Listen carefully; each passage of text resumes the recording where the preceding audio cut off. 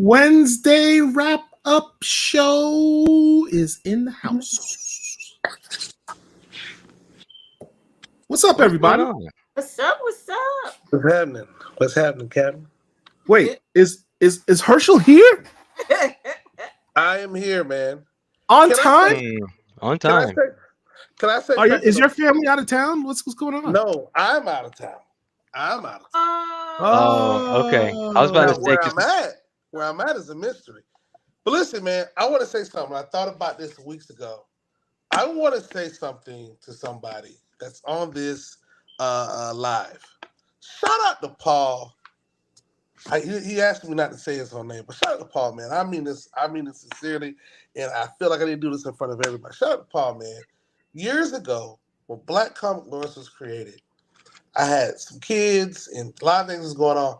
I had to step aside from these shows. And not only did Paul step into it with his big foot into it, he's been a super duper staple here. When people think of Black Comic Lords, that's one of the people that they think about. And he's been relentless going on Wednesdays nights, and he was going on Sunday nights and Friday nights, and it's turned into his own show. And Mark has made a post the other day that I saw. He's like, man, I'm 2 years. Mark's 2 years on the Wakanda Whiskey Show on Friday night. So it's its own thing. And this is one thing that I have learned. Great men have said this before. Sometimes you got to know how to move out the way and let somebody else slide in and kill it. I just want everybody in the comment section to give Paul a shout out, man. He's our CEO. He's killing it, man. He's handling a lot of business. We just got to take care of some business, honestly. But Paul is killing it, man. I could have reached out. I mean, no shade to Derek, no shade to Angel, no shade to Richard. But really, I'm going to look at Paul right in his face. I probably couldn't pick a better guy, man. I'm just going to say that, man. So shout out. Can we do a video for those? Here you go. Shout out to Paul. Keep on back. Keep on back. Keep on back. Keep on back. There we go, Paul. I give Paul a hard time. I troll him. We go back and forth a lot. But I have to say, man. I have to say that. I have to give it up. I got to say Richard? What I said. What up? I thought you were on a hiatus or a sabbatical. Yeah. Vacation. That starts actually this week. Not this week, but next week. All right. Yeah. This is my last show for a minute. How y'all doing? Hey, doing great. Oh, we're better now, man. You're in the house. Shout out to Rich too. And shout out to our chat. Bot Boy versus Berkeley's. Frustrated, here on time with early. Those two on time. Something's wrong. It's got some I don't know, thunder before lightning, cats chasing dogs. Something right about it. Gaming while it's hot. Thank you. The moon and the Mars and Venus must all be in alignment. It's crazy right now. Yes, we all need to play Lotto tomorrow because this is greatness right now. Maybe it has to do with this eclipse that's coming up next week, huh? It is next week, right? Yeah, on the 8th, I think. Yeah. I would not go outside. Yeah. I would not go outside on that day. You're not going outside. You know, those little bugs are supposed to be coming out of the ground. That was supposed to be a big thing with that, but I ain't gonna talk. That's a conspiracy. What's up, Big Phil? How's it going? I thought Big Phil was going to be on here with us. What are you doing, man?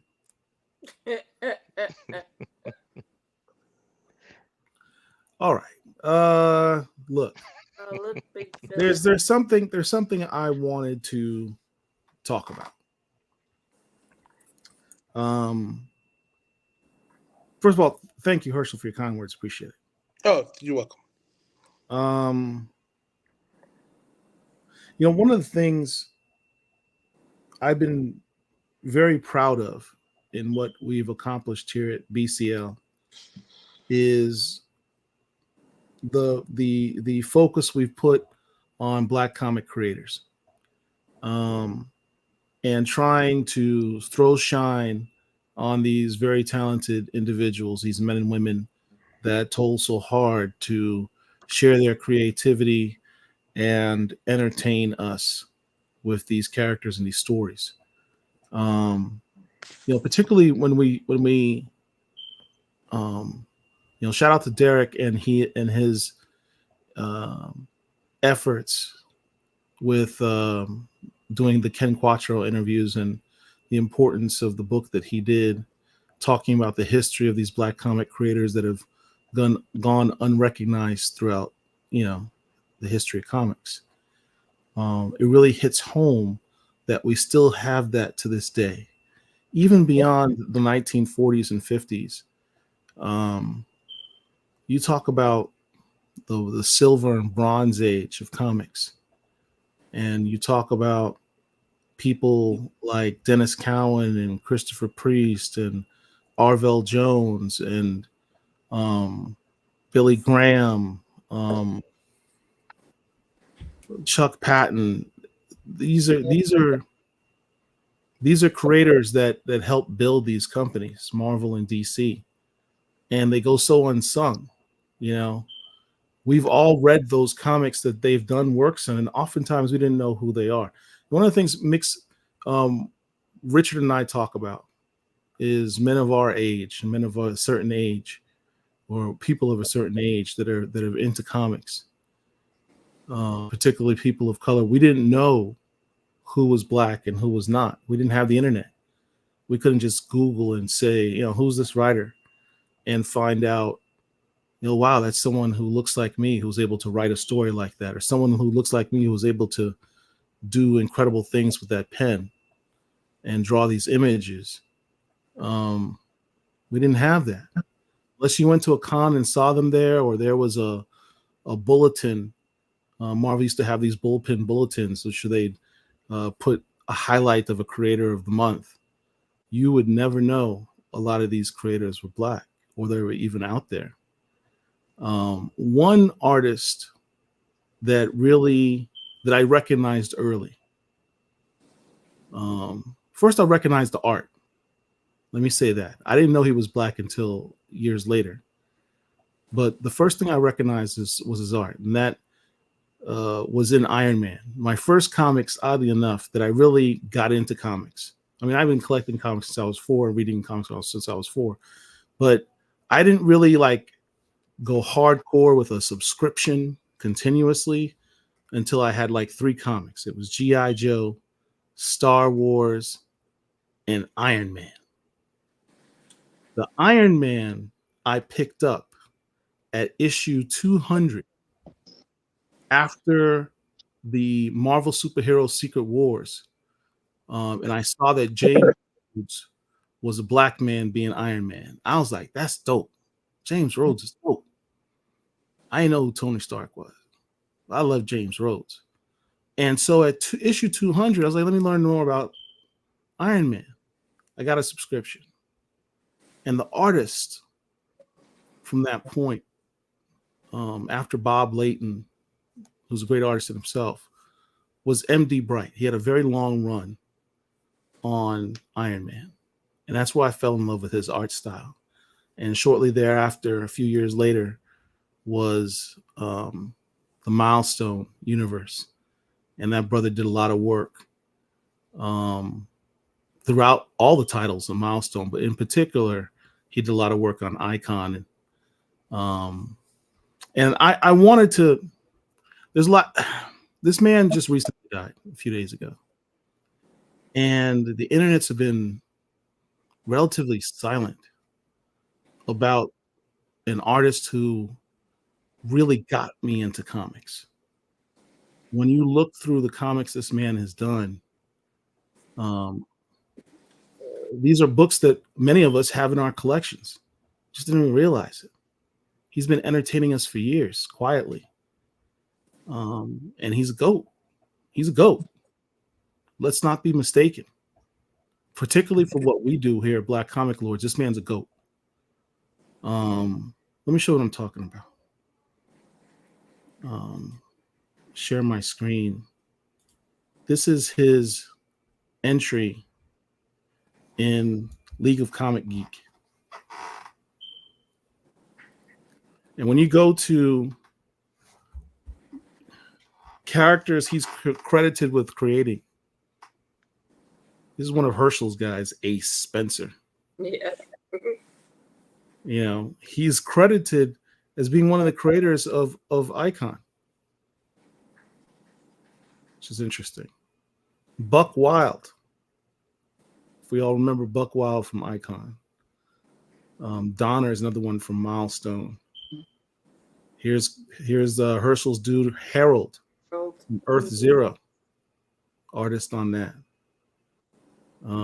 Just a whole bunch of characters, man. But then when you go into, more importantly, the books that he's credited on working on. I'm not going to go real deep because I know I don't want to take up everyone's time, but I just want you to look at these images and realize the amount of work that this man has put in, the various titles he's worked on during his career. And you're going to recognize some of these.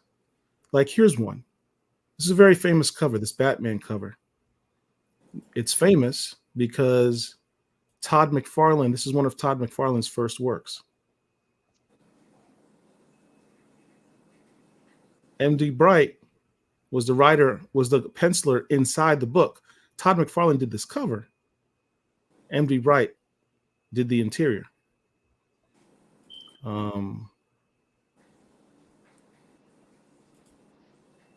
Another one that was kind of interesting. Well, of course, I'm going to give a shout out to Blood Syndicate, his work on Black Panther. He's done work on Captain America. These are the 2 solo runs on Monica Rambeau as Captain Marvel. He was the artist in both of these books. Many of us have these books. He was the artist.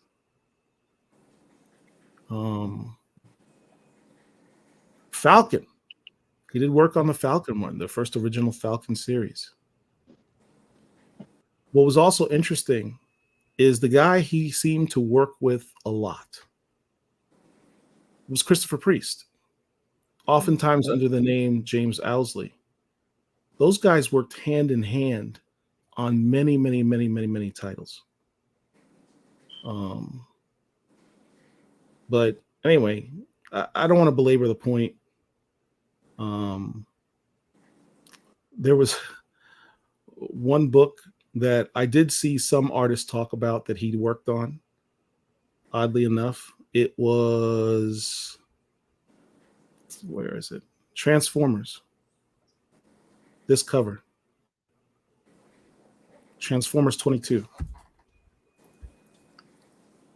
There are a couple of artists, Kari Randolph, and I believe it was Torrin Clark.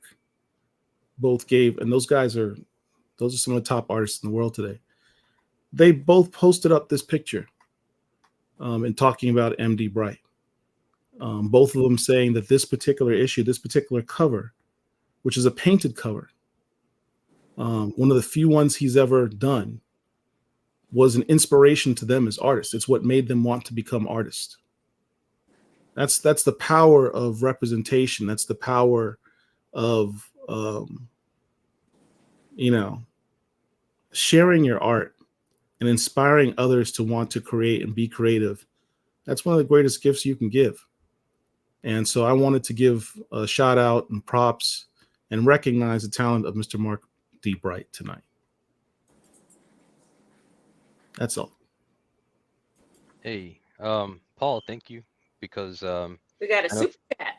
Yeah. I'm just gonna say quickly before we get the super chat, as somebody who, I didn't get into comics up until the past few years, so just the opportunity for just you to kind of walk through some of the very important works that he was a part of, it's good for me to learn about. So hopefully it helped anybody else in the chat in the audience who might not be a long time comic reader also. Yeah, I highly recommend any of you go to that League of Comic Geek site, put in his name, see his works.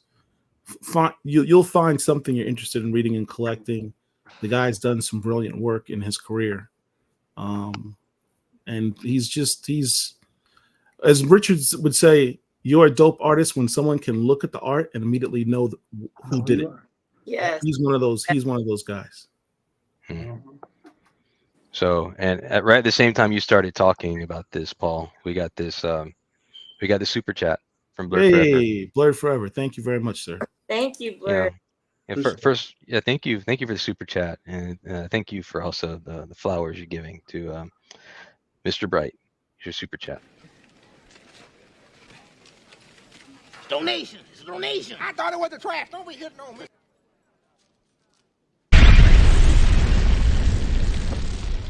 Thank you.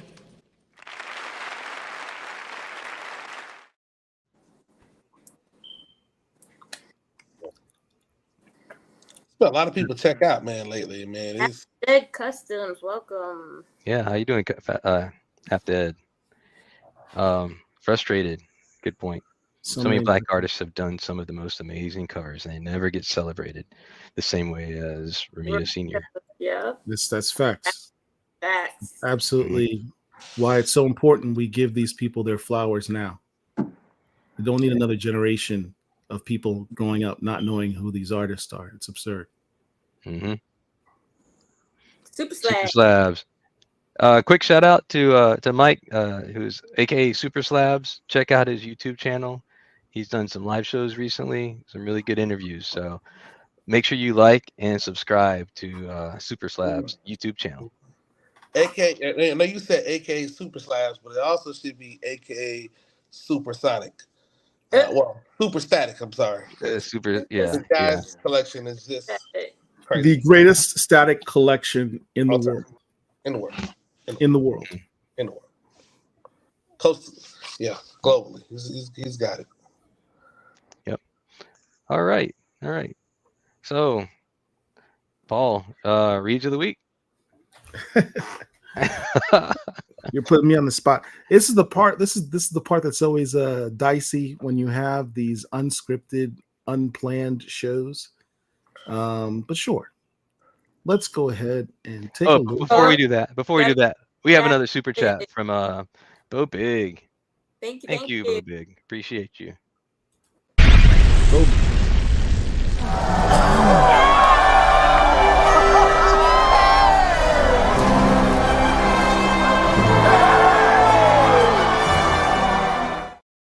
Hey, before Paul gets started, can I request there? I'm not sure if you can do it, but while Paul's reading and showing on one screen, on the other screen, we zoom in to Richard's face because Richard's sitting up here. It is hilarious. It's hilarious, man. Richard's why? I need you to stop looking at me, bro. That's kind of gay. I'm just chilling. I just be chilling. I mean, what? I don't get it. I mean, what you want me to do? What you want me to say? When somebody's talking, I try to be polite, let people talk. My bad, man, but I'll sneak it in next time. Sneak it in. Pop up every now and then. Just show Richard's face. Mm-hmm. Now Paul, we do have a recommendation from Blurred Forever. Hopefully, we'll get a chance to interview Keith Pollard and Ron Wilson. They deserve the flowers. Oh my God! Absolutely. There's a whole list of artists that we'd like to get on. It takes time. It's not easy throwing those things together. Mm-hmm. It's cool to see them, but particularly on Derek. Can I say something about that? When it comes to going back to Blur Forever's, not Blur Forever, Frustrated, his comment about why some certain artists don't get celebrated, like John Romita Sr., for example. That's on the community. That's on the Black comic book community. It's not on the white comic book community. It's on the Black comic book community. I think that in places like ours help, spur the conversation, absolutely. But we have to own our stuff. We give Marvel, DC, a lot of grief for the things that they don't do. But we very, very lax in our responsibility. Because once you know better, you're supposed to do better. And I think that's the thing that we have to do. And it's not a one-man thing. It's not a one-man show. It's not on Black Comic Lords to be the one to put it all together. It has to be a community effort. We're not the only guys that's doing this kind of stuff. Are we the only guys doing it on this level? That's to be debated and discussed. But I just think that we have to really consider our role in that. And that's comic book heads, because I'm gonna tell you, there's a lot of guys that know a lot of more comic book stuff than we do, but they don't say nothing. Yep. And I'm more disappointed at them guys than I am at us, because we're the ones that get grief when we don't talk about it or when we don't put it to the forefront. We get the shade. You know, it's almost a thankless job. And I tell people, you know, for what we do, we try to do our best, but there's always somebody that got something to say about what we do. And my thing is, if you can do better, then you should, because the crime is not with us. The crime is with you guys. You guys that don't talk about this stuff. If there are things that are going on in the community that, you know, that we should know about, then it should be it should be something that you would at least get to us and say, hey, what about these guys? What about, just like the comment we just got? You know what I'm saying? It's like out of sight, out of mind. If we don't talk about it or think about it, you know what I'm saying? Because again, it's not rocket science, but at the same time, it's not our responsibility to be everything to everybody. But sometimes I can't help but feel that way sometimes. And it, be honest, excuse my language, it pisses me off, because what we're trying to do is something amazing, but it's work. And then, and nothing upsets me more than to get, you know, kind of pissed on because you don't agree, or we don't have all the facts, or you think there's a better way to do it. I'm at a point now, I'm just telling most of y'all to shut up.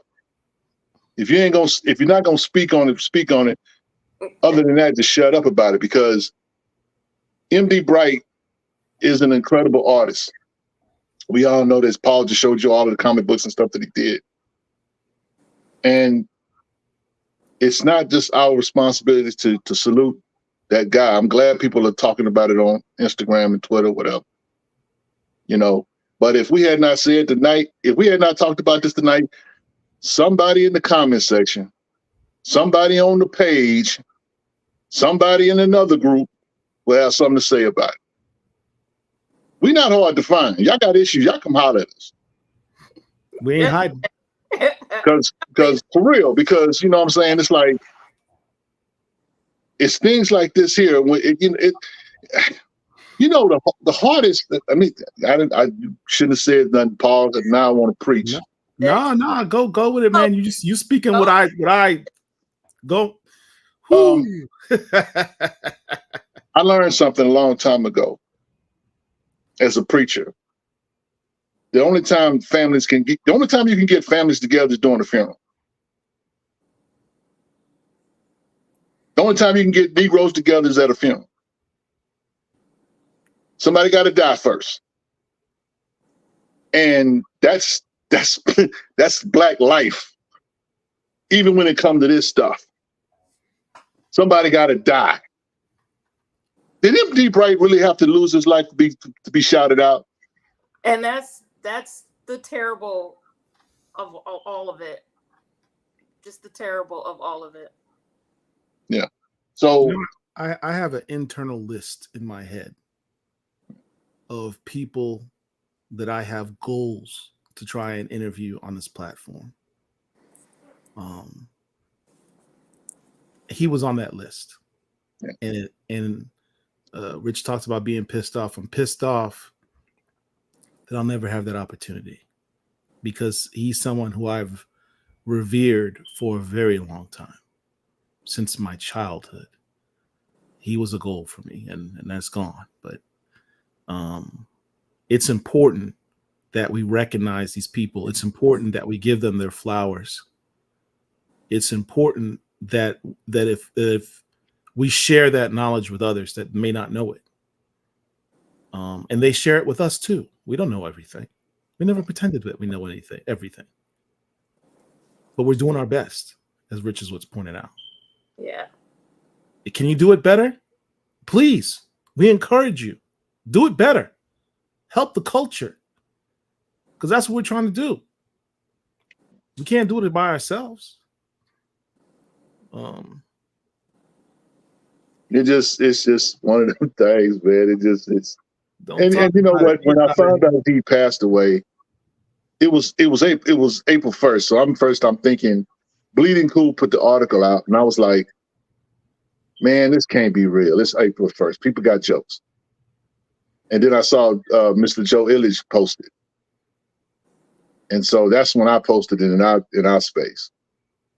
But it was one of those things where it was just like, I wasn't upset. It was just another one of those things like, God, dog, man. And that's another creator that did not get the love that he should have got.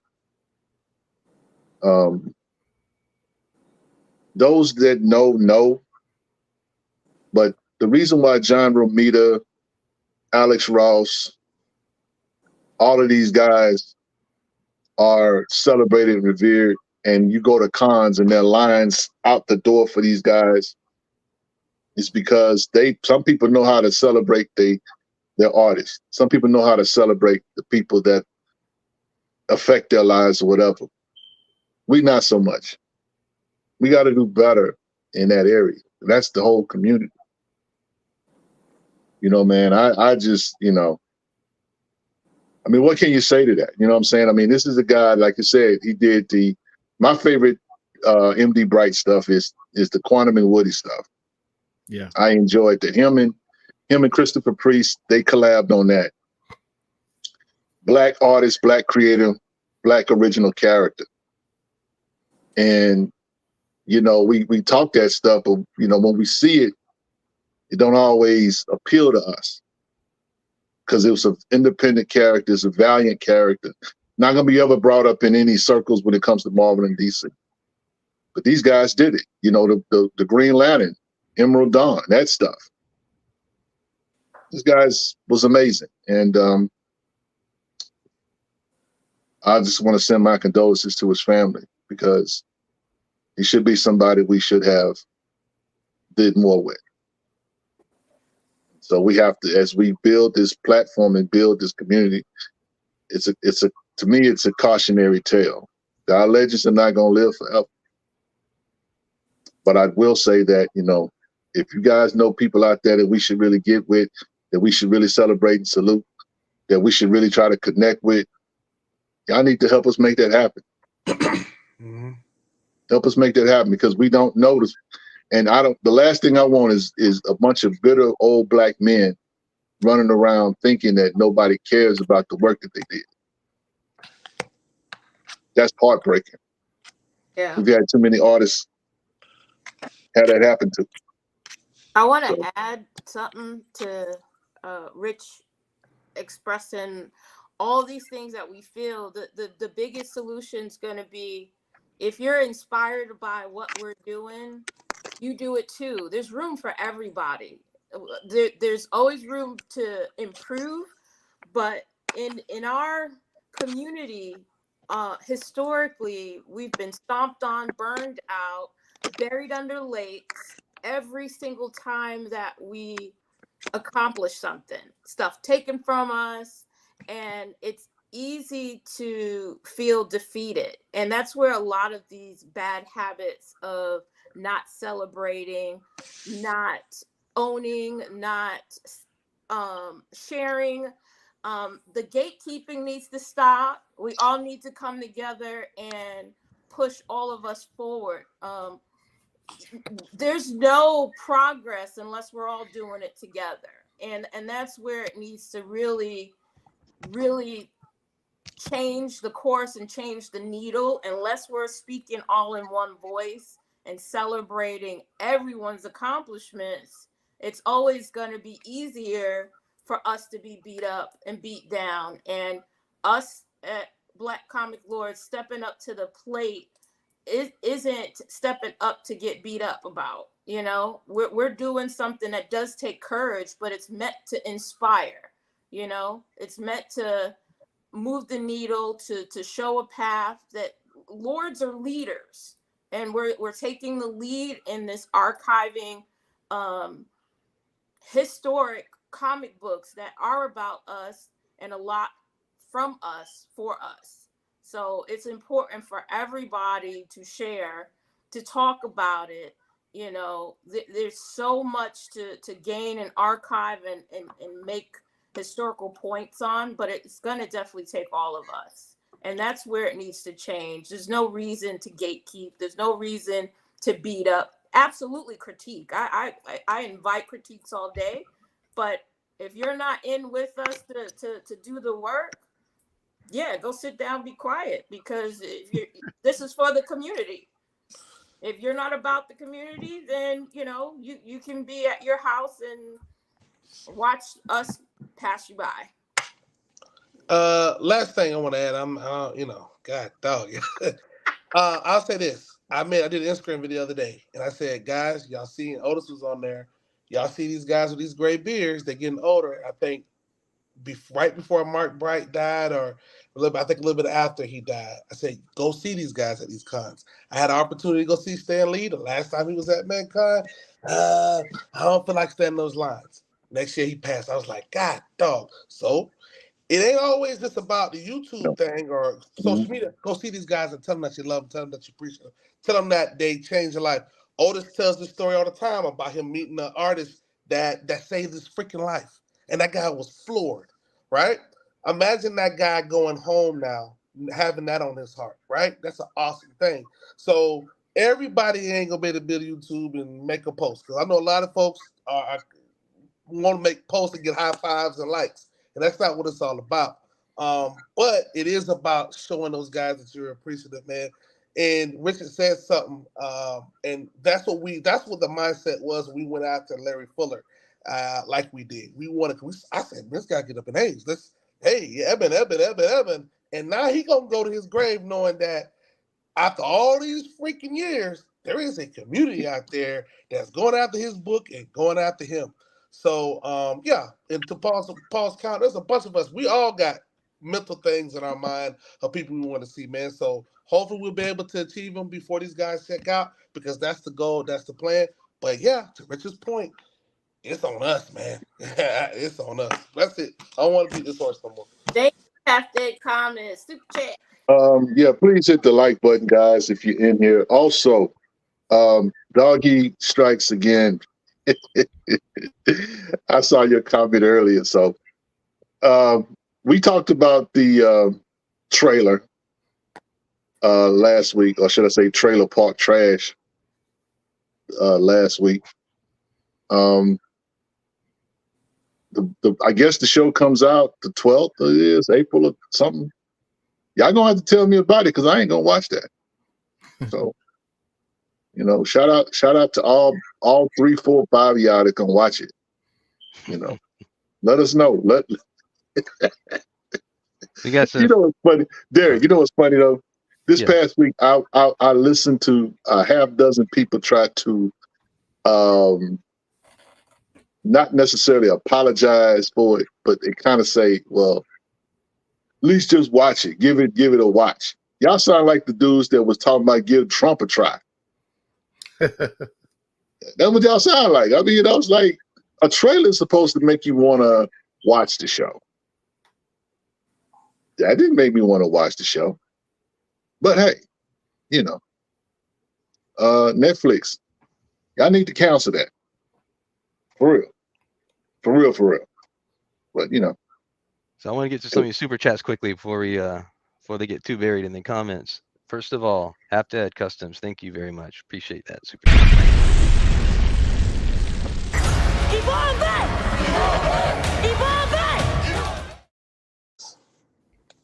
Philip made a good point. Hold on a second. We got a question from Blur Forever. Maybe we get to that after a little bit. Asking who are top 3 all-time favorite black artists. Are we talking about just comic book artists, or are we talking about, because artists, that's a big word when you say artist. Category. Let's go.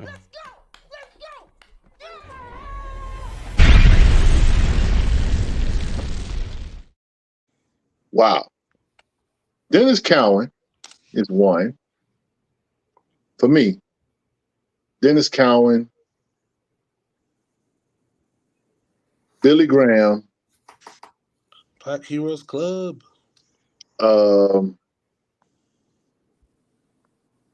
Man, don't get you trying to get us in trouble with the community, bro. I'm gonna leave somebody out. But I will say Dennis Cowan, Dennis Cowan, Billy Graham, and for me, probably Marcus Williams. Mm. There are others. But I mean, and again, Marcus Williams for me is a cover guy. Interior art is something different. I will say that, in my opinion, can't nobody touch Dennis Cowan as far as interior art. Y'all, name me a better artist. Name me a better artist. I'm talking about as far as interior art. You're gonna In terms start of interior fights. art. You're gonna start fights. Hey, that's why we here. The artist on Ant is top 5. Mario Gully. Top 5. I'm sorry. Top 5. Top 5. And I ain't just talking about what he did with Ant. I'm talking about what he does with Spider-Man, what he does with Batman, and everybody else. He's top 5. I will say Mario Gully does not get enough credit for that dude's artistic ability. Nope. When you see him post up stuff that he does, like commission work, stuff he does for cons, stuff he's done in prior comics outside of Ant, that dude's cold with a pen. He's got some skills. Paul, a lot of guys are on those computers. Man, I ain't saying they ain't doing AI, but they doing a lot of stuff that you can't do with markers and a crayon no more. Man. I knew I was gonna leave somebody. Chuck, I forgot about Chuck Brown. That's another guy. Interior artist bananas. I don't want to touch that question, man. Yeah, just pick one and say there's a whole lot after. There's a whole lot of people, man. It's I can't pick a top 3. That's way too limiting. I would definitely be insulting. And well, that's what I'm saying. But again, it's to me, as an overall artist, when I say Marcus Williams, I love Marcus Williams covers. I love his posters that he do. I love his style. He has the anime style, but it is so amazing how he does it. Yeah. I mean, Chuck Brown, I love his grittiness. I love Dennis Cowan because Dennis Cowan is very, very gritty. Sanford Green, somebody brought up Sanford Green. Matt Baker, of course, Matt Baker's like all-time favorite or whatever. I wish we had more people of color when it comes to Matt Baker. That's the only desire I have as far as Matt Baker stuff. I know he did Buddha, but he's still a GOAT. You know what I'm saying? But I just wish that he had more that we could look at and we could see that when it comes to us. Look, you got new cats now too. I mean, you got Kanan White. That's what I'm saying, Paul. Olivia Coipel. Olivier Coipel is a freaking beast. Who's the dude that did Joe Mullins that run? You know what I'm talking about, Paul. Not Corey Randolph. No, freak. I have to go on my phone and look it up. Are you talking about did Naomi? He also did Naomi. Jamal Campbell. Jamal Campbell. Thank you. Yeah, Jamal we Campbell. know artists. We know artists here. We do. Shoot. That's why I said it's a lot. It's a lot. Somebody brought up that we should interview Hebrew Brantley. Oh, and we can find him. We can find him. That part, and number 2, I just need some art for him to do that I can afford. Because that dude's stuff is expensive. Dude, a blank sheet of paper is about $500 from him. Come on, man. Come on. I love his stuff, man, but his stuff is high end. High end. It's not cheesecake. I want to pause the show just for a second to follow up on something Phil just posted here. Almost 50 people in here and only 3 likes. Well, we got 6. I would like everyone to Oh, take a y'all moment, need to please. like, If you're digging our content, if you like the our shows, if you're new to the channel and you're just discovering us and you're liking the program, please just take a moment and just hit the like button at the bottom of the screen there. Subscribe to our channel.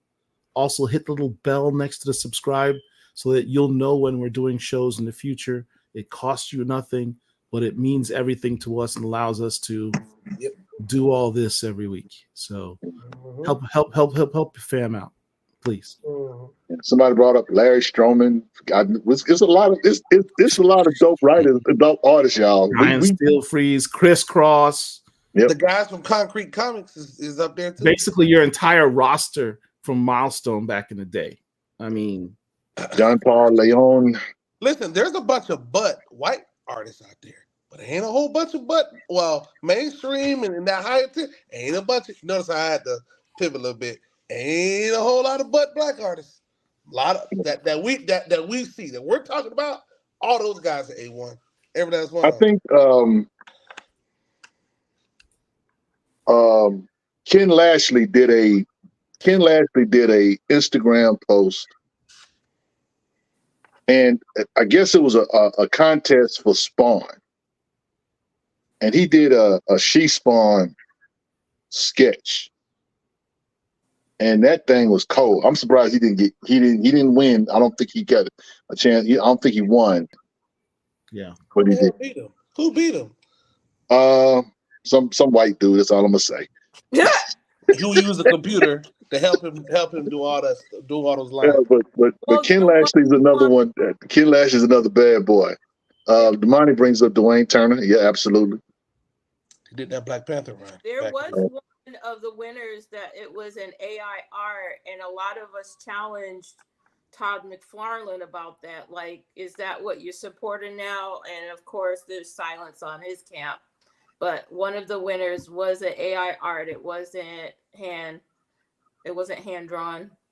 Yeah, and that's the problem with AI as a AI is a good tool, but when it comes to actual skill, that matters, man, because detail is as detailed as AI art can be.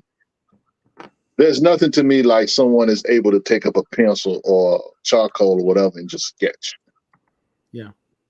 Afua Richardson is another sister. Yeah, she might be the best. She might be the best, man. Yeah. She's good. I mean, who else? I mean, women wise, who we talking? Ashley Woods is cool. She's incredible artist. There's a few, but I do like Ashley Wood. But Afua Richardson, she cold with it. And we're gonna get her on the show. We've been talking about her for a while. We got our information. We just gotta plug in. Black Heroes Club said, "I'm confused why I wasn't invited to this party." You come on, man. Let's say, we go. Did you pay your fee? Did you pay your fee? Shout out to Black Heroes. I think we're going to get to the point where we're going to have a guest of the week. Yeah, maybe we'll have a raffle or something where you can join us here on this live. We'll figure it out. Black Heroes Club is legit. Y'all follow him on TikTok. He does some awesome stuff. Very supportive of what we do. Check him out. Black Heroes Club is legit. Y'all check him out, though. Hey guys, here's my sign to Phil Richardson right here. I don't know if you can see it. Oh, that's nice. Derek flexing already. Look at this dude. Yeah. Nice. Is that Skyward? Who is that? I think it's a woman version or a girl version of Miles Morales. Okay, I think I've seen that. Yeah.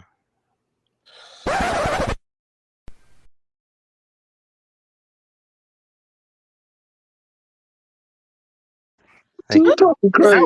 That was talking crazy in the chat. We're talking crazy in the chat. That's funny.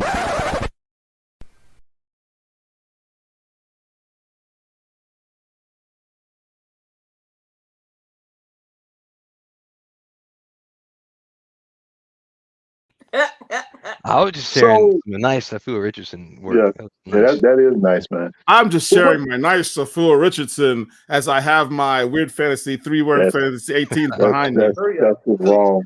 That's He just wrong. probably need to Paul, it's gonna be okay. What came out today? Because I haven't even been to the shop, Yeah. bro. All right, so let's get to it because I've been trying to frustrated. Shout out to Frustrated Fan. He's mentioned this book that came out, Akugan, Brutalizer of Gods. I've ordered this book. I don't have it yet. It's on pre-order for me, but I have been looking forward to this book. I don't know anything about it. It says here, let me read the solicit. In an age thought forgotten, when man, monster, and divine all strode the earth, a lone warrior emerges to test the mortality of the cruel gods who would deal destruction with impunity. He is a one-man reckoning that stands in defiance of his divine masters with a sword in a hand and a thirst for God blood. His name, Akugan the Brutalizer. In tradition of Robert E. Howard's Conan the Barbarian, Stan Lee and Jack Kirby's Thor, and the best-selling God of War franchise, superstars in the making, Murawe Ayodele and Dotun Akande, the creative duo behind I Am Iron Man. Oh, it's those guys? Okay. And Moon Knight, Black, White, and Blood usher in a new epoch of African dark fantasy on the ancient continent of Akubulan, with a mythic cycle of cosmic destiny and unrelenting warfare colliding man against God and blade against blade, told across 3 powerful, oversized, bi-monthly chapters. Steady your mind and spirit for a glorious new comics milestone, revealing the fabled origin of the battle-tested fury of... Okay, all right, that's enough, Paul. How much? $5.99. $5.99. No, It's $5.99. $5.99. Somebody better die for real. Matter of fact, when I buy the book, I better see blood. I mean, I need somebody blood to be dripping in the corner of the... Oh boy. This dude is waiting in blood right here. $5.99. Brutalizer of gods. Okay. All right. I see y'all. Working. That book better be. How many pages, Paul? Let's see. 40 pages. Okay. It's like 2 books in one. What's the publisher? Oh, okay. What's the publisher?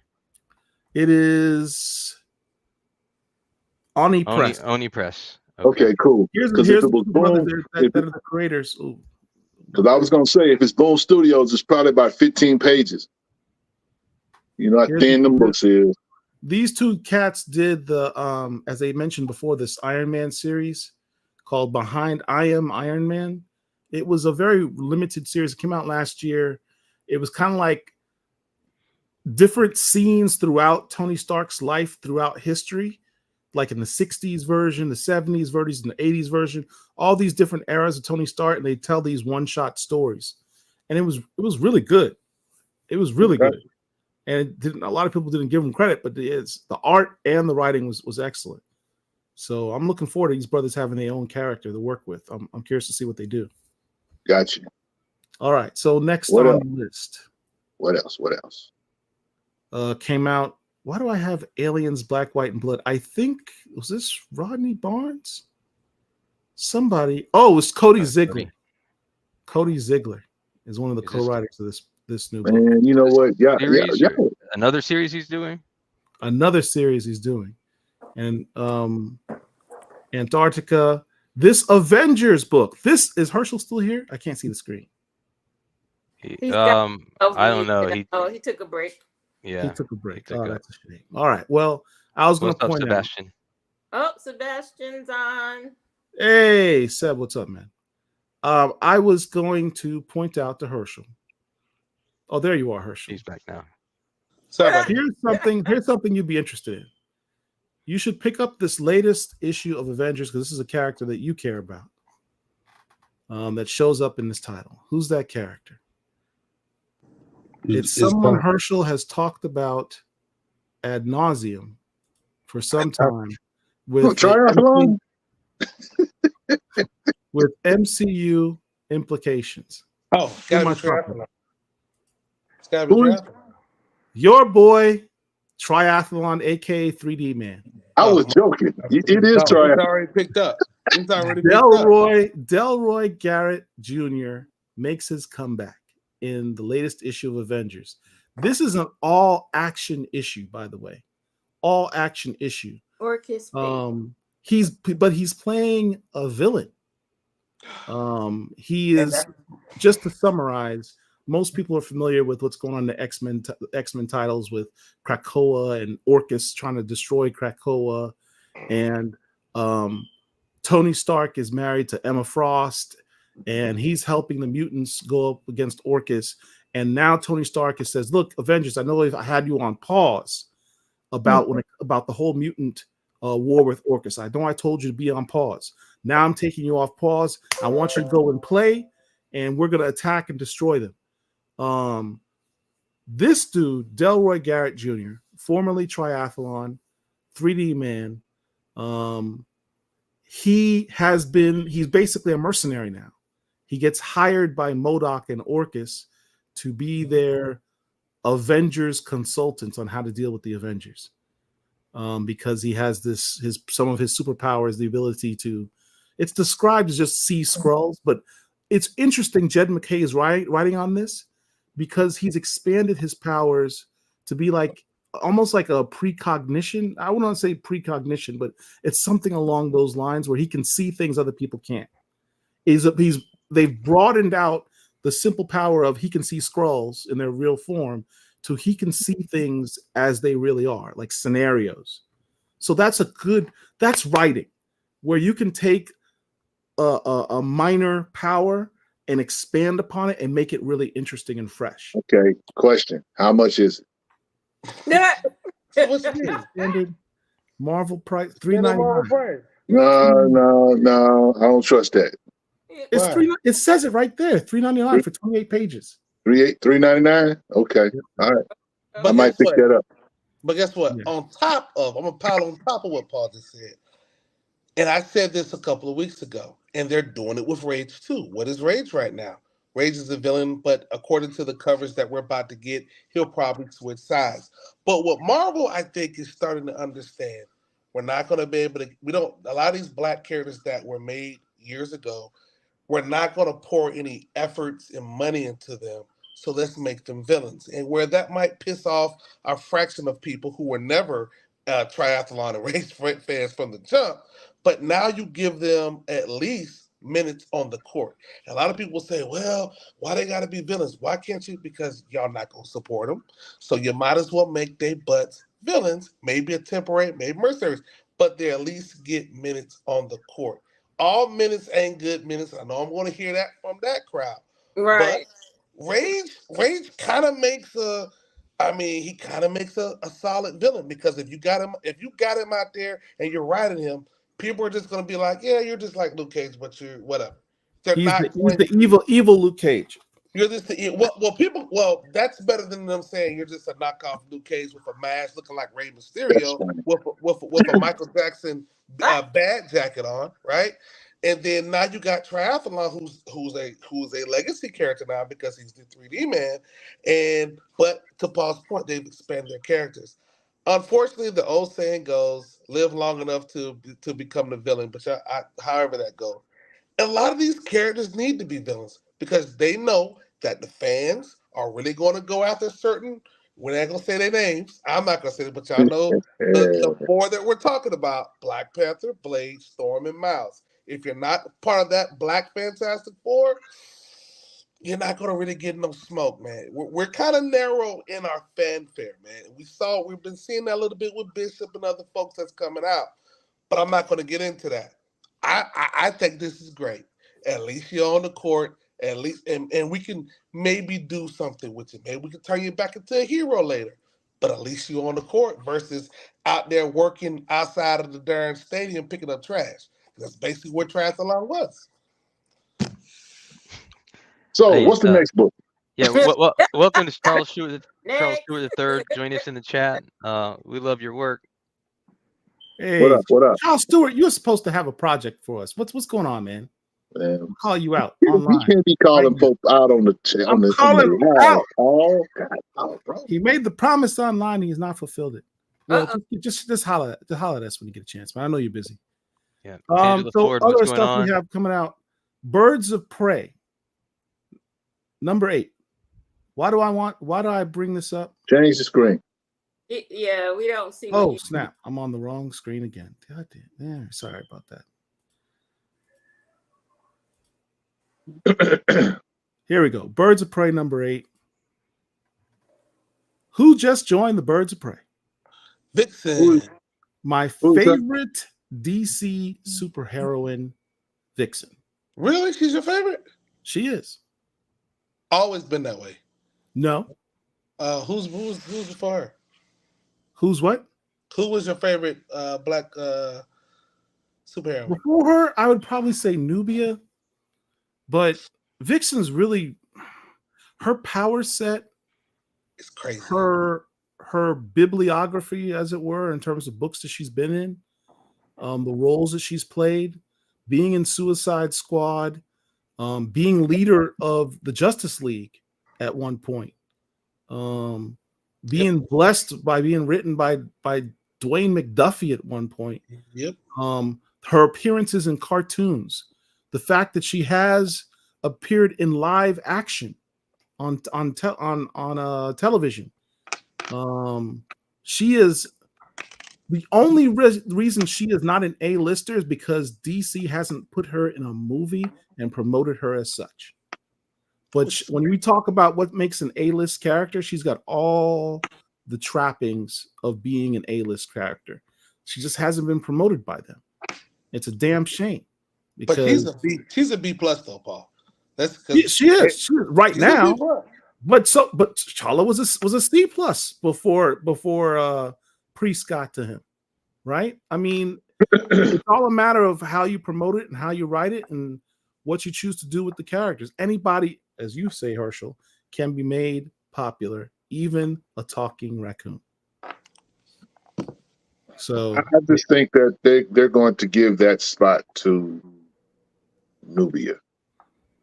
I don't think she's going to get the billing. I don't think she's going to get the billing to make her an A-list character per se. I agree with you because specifically DC / Warner Brothers wants to stick to what people know. They know Wonder Woman. So how is Nubia going to be portrayed? The Black Wonder Woman. Yeah. That's something people can understand. It's when people say, "Hey, what's that new movie you're going to go see?" The one with the Black Wonder Woman. People will immediately know who you're talking about. If you go, "Hey, what movie are you going to go see?" I'm going to go see Vixen. Who? I ain't gonna lie. What's gonna make more money?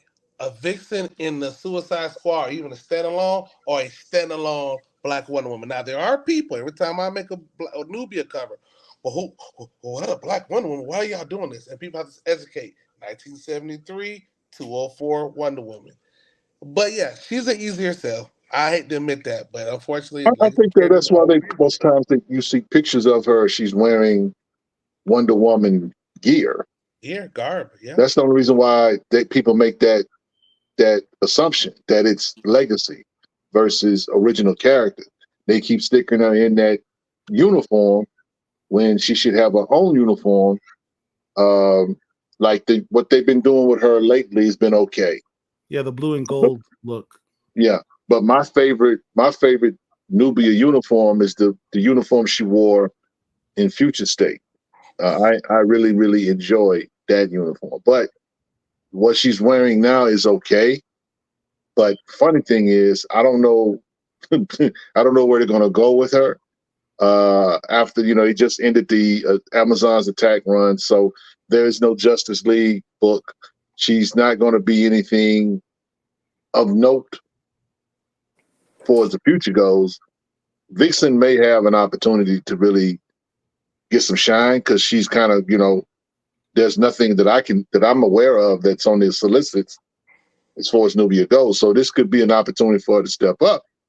Yeah. But and I know it's all about the writing on these books. And so Birds of Prey, that's not something that I'm really, I have no motivation. I'll buy the first issue to see, but I can't guarantee you, Paul, I'm going to put that on the pool. Because it's Bird of Prey.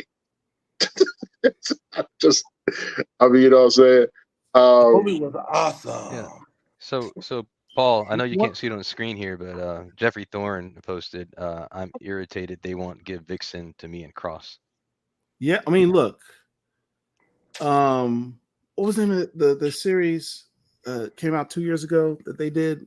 Oh man, where they had Global Guardians and Vixen. Damn, what was it called?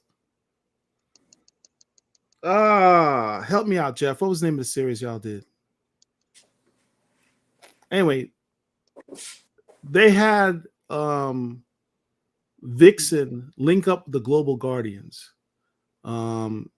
He completely recreated Impala. Dr. Mist was in it, which is kind of cool. Yeah. Underutilized character. And Chris Kloss's artwork on Vixen was fire. That was fire. Those covers. Black Heroes Club is hilarious. The DC Power Hour, no. Speaking of Vixen, I don't know. You probably can't see this. The Vixen NYC webtoon book. If you're a fan, just went to graphic novel. It's basically it's damn near a manga, really, a colorized manga, and also in terms of the art style, but the writing's pretty cool. If you're a fan of Vixen, I recommend the Vixen NYC webtoon book. The whole series, they got about 5 or 6 issues by now. Anyway, so Paul, I just wanted to break in quickly. Yeah. Sebastian, he says he's around for another 30, but he's willing to do a giveaway for the community, I believe. So Sebastian, just let us know how you might want that to work, and we can work with you. You want to do the number thing, the number score? I just wait for get a response here. Yeah. Shout out to Sebastian, man. God, Yeah. dog, that brother worked hard. So while waiting for a quick response, I'm just gonna pull up the Stranger Comics Kickstarter page, and I'll also put a link out here so you all can take a look at it. I mean, put it in the chat. Yes, I'm putting in the chat now, and I'll share that quickly. Truth and Justice. That was the name of the book series. Thank you, Jeff. Truth and Justice. Yeah, that was a good series. Yeah, Truth and Justice. Oh no, man. I kind of dozed off after issue 1. I'm just being honest. So we posted the link to the Stranger Comics Kickstarter in the chat, and you can feel free to join. They're great additional rewards based off of the levels that you purchase at, and then they're add-ons as well. So not a lot of time to go through it, but a lot of great content, great covers, and dope stories, and some cool, really cool artwork. Yeah, and some metal covers. If you like metal, take a look out there. Yeah, so take a look at this Kickstarter. If you have questions, you can feel free to ask in chat, or reach out directly to Sebastian. He says he could pop in for 5 minutes now and show the one he'd like to give away. How's that? Let's do it. All right, let me get you a link. Wednesday wrap-up show. You never know what's going to happen, man. All right. There we go. Pop-up wrap-up show. All right, here we go. Well, we can't call it pop-up wrap-up show. I think Richard's got that pop-up thing trademarked. Yeah. Don't be stealing my steez. It's not stealing.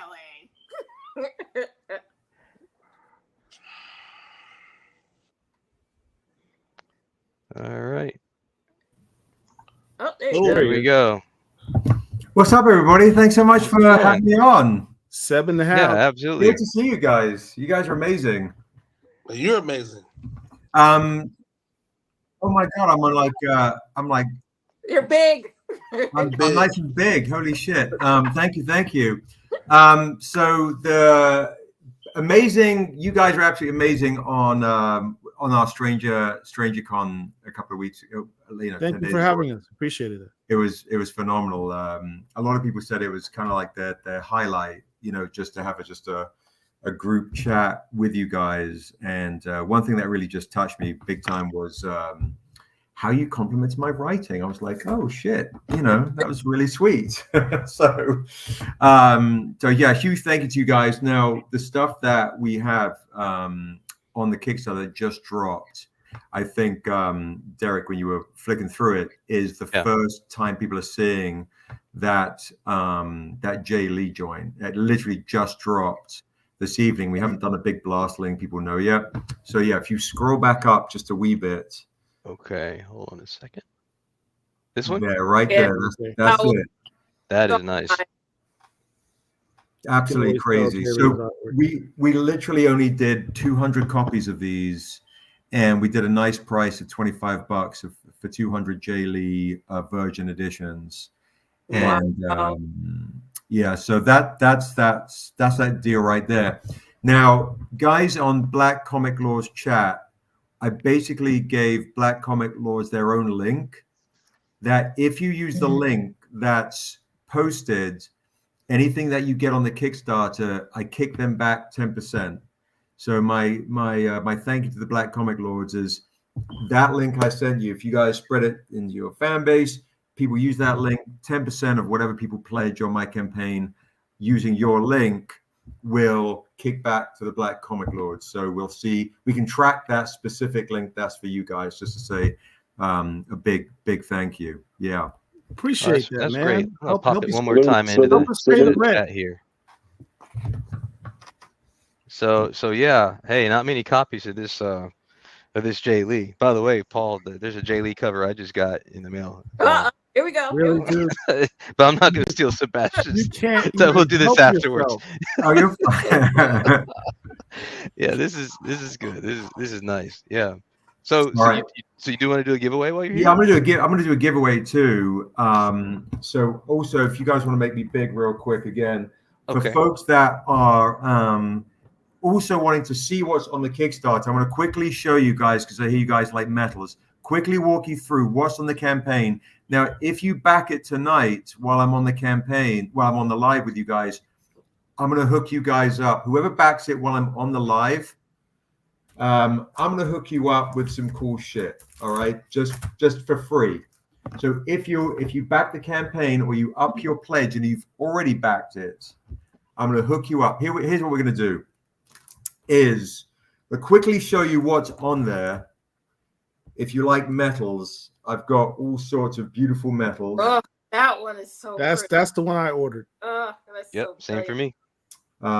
Thank you, guys. This is Tusu Mbedu. She was played Viola Davis's daughter in The Woman King. She was Annette in Castlevania.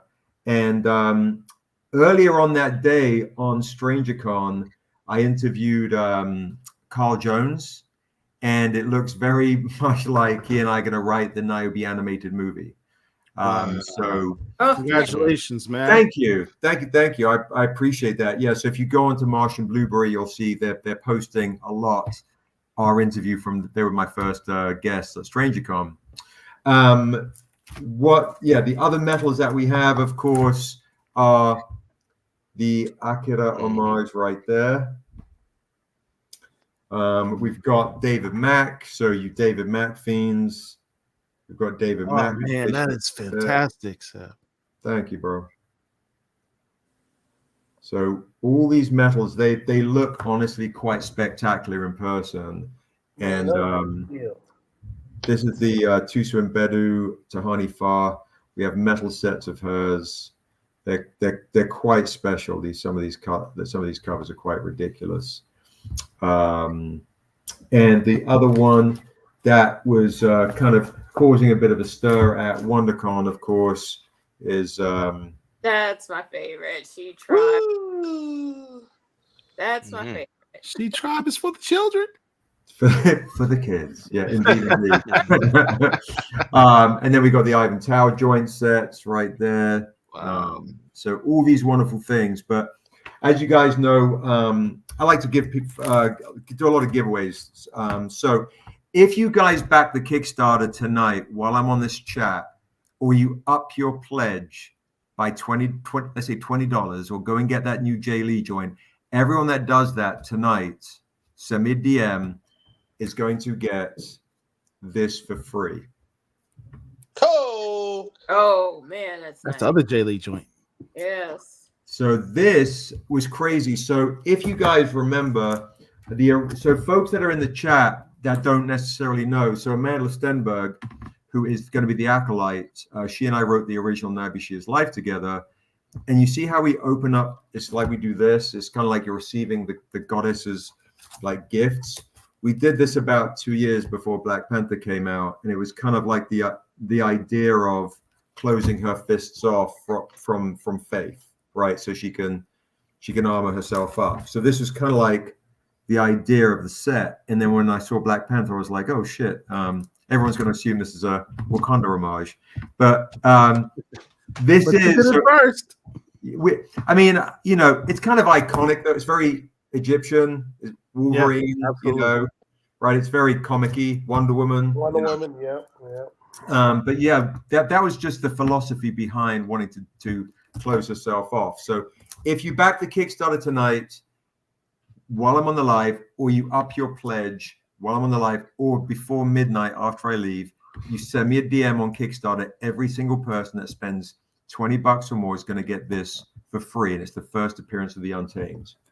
What I'm also going to do for you guys is I'll just do a giveaway, also a round robin giveaway. You know, if you do your tickery thing, yeah.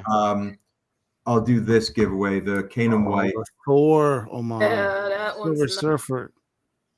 And if you up your pledge tonight by more than 40, I'll throw that in as well. I give you that Niobe joint and the Silver Surfer joint. If you up your pledge by 40, you guys get that too. So so make sure you message me, all right? And if you go crazy and do it by 100 or whatever, send me a message. I'll figure out like a rare metal or something dope. So, but right now, anyone that's here in the chat, if you guys got that thingamabob, the raffle, we will raffle this off right now for you, and we will ship this to you for free. All right, so let's do this. Have people do something in the chat. Yeah. So sorry, I got too many things going on at once here. Uh-oh. Let me change accounts so I can get in the chat. Uh-oh. We got Phil joining us too. So here's the deal. Anybody who wants in on this drawing, just put in #Stranger Comics in the chat, and you'll be entered in for the random giveaway. So we'll give it a little bit of time.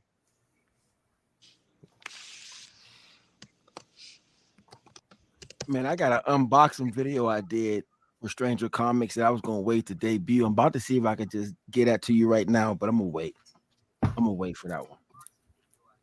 So once again, #Stranger Comics if you want to be into Angel. I see you put doing it, and I see Herschel. Come on now. And Paul. What? You guys are not eligible. Here you go. If you up your pledge by 60, or you back it for the first time for 60, I'll throw in the original. That's what we're talking about as well. Look at that. So $60 tonight. You up your pledge by 60, and this is going to be worth quite a lot of dough, especially when the Acolyte drops. See, Paul's in a second time. What are you talking about? I am texting a friend of mine right now. I'm not even on the internet. Third time. My picture is right next to it. Oh, geez, sorry. Yeah. So we'll do like maybe 2 more minutes, and then we'll go in and see who's won this. Yeah, this is good work. And another thing I really appreciate, you know, my understanding, Seb, is that, you know, you talk about a movie coming up. You've kind of made the decision that you want to have, you know, a certain level of creative control, right? So, you know, that comes with, you know, kind of saying thanks but no thanks in some cases, right? So, a lot of cases, yeah. Yeah. So the fact that you've got the Constitution, you know, to stick to that, yeah, and, that's a big deal. I appreciate that. Troy says, how do you contact me on Kickstarter? It's a great question. On Kickstarter, there's a message. You can send me a direct message. On the actual Kickstarter itself, there should be messages, something like that at the top right. So you can send me a message there. If you can't find it, give me a follow at Stranger Comics, and on Instagram, send me a DM or email me at stranger@strangercomics.com. But there is a message center. So I don't know if, you can message people even if you don't back it. So the more you back, guys, the more I'm going to hook you up. Like maybe I don't know, you spend $100 with me. Maybe I'll throw in another, like, I don't know, another Jay Lee set or something, you know. The more you spend with me while I'm on with the Black Comic Laws, the more I'm just gonna hook you up, just letting you know.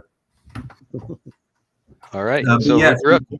Yeah, go on. Sorry. So to answer that question, is, you know, I remember getting an offer once for one of my kids' books from the Henson Company, and they literally said, "I'll give you $1,000 an episode."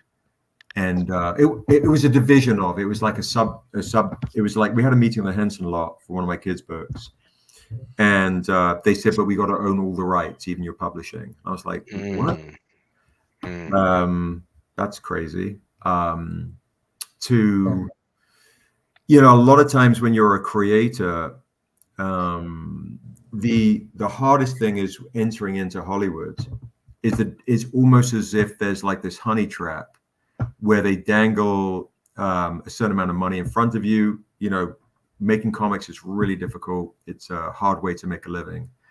And the trouble is, if you make a movie or a TV show, and let's say it's kind of crappy, and that movie or TV show comes out and it's kind of crappy, the folks that see you then at WonderCon or Comic Con or New York Comic Con, whatever, go, "Oh, that's that shit. Now you've literally tainted your brand." So I never knock anyone for taking a deal, because you never know what's going on with folks. But and it's been extremely difficult at times to say no. But yeah, I got to be honest. I got no problem saying no. Yeah. So one, 30 more seconds for anybody else who wants to join this giveaway. Type in #Stranger Comics in the chat, and we will be doing this drawing in just a few minutes here. There's another question from Tangela Ford. Yeah. What about Webtoons? Yeah, Webtoons. I remember chatting with Webtoons back in the days, because I like the idea of what was that email address? stranger@strangercomics.com. But I love the idea of giving free stuff away to create your reader base. A reader base is a lot more important, especially when you're having studio meetings, to say, "I've had 1,000 downloads." It's better to say, "I've had 1 million people read it." That's why you can also go to strangercomics.com and download 6 issues for free. I believe in it, you know, when people get into a whole new universe, it's a lot of trust involved, because you're taking someone's time. You're taking 15 minutes from their time, 30 minutes from their time. You're potentially taking $4, or if it's an exclusive, $20. And that was we were just at a convention, 3-day convention at WonderCon in LA, and there was one chap, he was saying he spent quite a lot of dough. He spent $300 on Friday, and he came back the end of Saturday and he said, "I'm just going to spend my entire budget with you, because you're really nice, and I like hooking people up. But I understand how much I'm taking away from maybe a photo opportunity with a celebrity or something with the kids, or so my goal is to really honor the readers who want to rock with you as best as possible. So yeah. But then, when a movie studio comes along and says, "Hey, Seb, we'll take this off your hands." I remember I had managers at the time. I fired them when I found out this story. I'll give you a quick crazy story. Is they had I had a bunch of incoming offers from studios, and then we had one offer from a big studio, and it was pretty good, but they didn't want to let me be a producer on the movie. And they said, "You could be an executive producer, but not a full producer." And I knew those credits for the film are quite coveted. And I was like, "I can't do it. I need to protect the integrity of Niobe. I have to protect her, right? I protect the vision." It wasn't so much an ego thing. It was more of a parental thing, feeling protective. And they were like, "They're going to pull out of the deal." I'm like, "I don't know." But then I asked them, I said, it suddenly twigged. I was like, to my managers, "Are you guys getting producer credits?" And they went, "Yeah." And I'm like, "You're fired. You didn't tell me you were taking these credits, but I Yep. but not me as the creator. Wow. And then I got the classic call, "You'll never work in this town again." And no one, this is a trend. Like, Black Panther, it's a trend. And I was like, well, who knows? My mom always taught me something. She said, "Let desperate men have the last word." And so I just let him have his rant. And then he said something really aggressive. And then I was like, yeah, I can always just see you in the street. Wow. Look, you already got a new fan, Troy Graham. Oh, that's very kind of you. Thank you, Troy. I appreciate that. Thank you. I really do. I really do. They always say it's never true. I know, right? So it's bizarre. It's a very bizarre thing. Troy, thank you so much. Thank you. I'm quite sure we have more than 14 entries. It always seems to underestimate. I know Paul put in about 9 by this point. So I think we've given everybody enough time. I say we go to this. I have no regrets. So if this one pops up, we're gonna have to roll it again, all right? What? No. Black comic lords never win anything. All right. So we ready, Seb? Yeah, I'm ready, bro. Yeah. Okay. Let's see let's see who wins this.